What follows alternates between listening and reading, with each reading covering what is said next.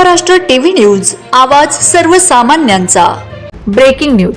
थारनेर पोलिसांची मोठी कारवाई, 10 किलो गांजासह इसम अटकेत। थारनेर पोलीस स्टेशनच्या पथकाने केलेल्या धाडसी कारवाईत 10 किलो गांजा जप्त करण्यात आला असून एका इसमास अटक करण्यात आली आहे। ही कारवाई दिनांक 19 फेब्रुवारी 2026 रोजी करण्यात आली। मिळालेल्या माहितीनुसार सहाय्यक पोलीस निरीक्षक हेमंत पाटील यांना गोपनीय माहिती मिळाली होती की शिरपूरकडे येणाऱ्या हिरव्या रंगाची महाराष्ट्र राज्य परिवहन महामंडळाच्या बसमधून एक इसम गांजा घेऊन प्रवास करत आहे।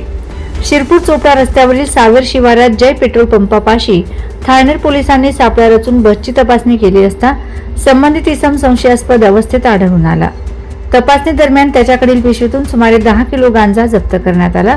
जप्त मुद्देमालाची अंदाजे किंमत 88,320 इतकी आहे।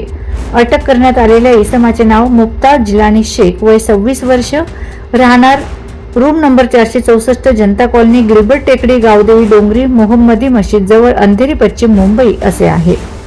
सदर कारवाई थारनेर पोलीस स्टेशन येथे राजपत्रित अधिकारी, शासकीय पंच तसेच वजन काटाधारक फोटोग्राफर यांच्या उपस्थितीत करण्यात आली।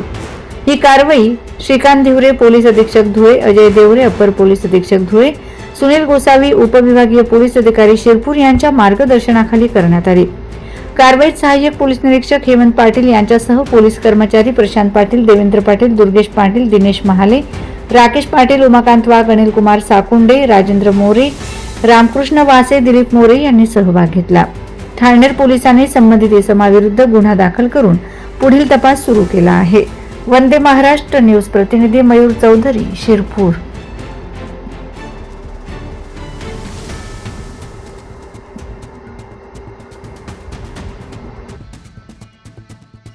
वंदे महाराष्ट्र टीव्ही न्यूज, आवाज सर्वसामान्यांचा। अशाच नवनवीन बातम्या पाहण्यासाठी आमच्या चॅनलला सबस्क्राइब करा, बेल आयकॉनला क्लिक करा।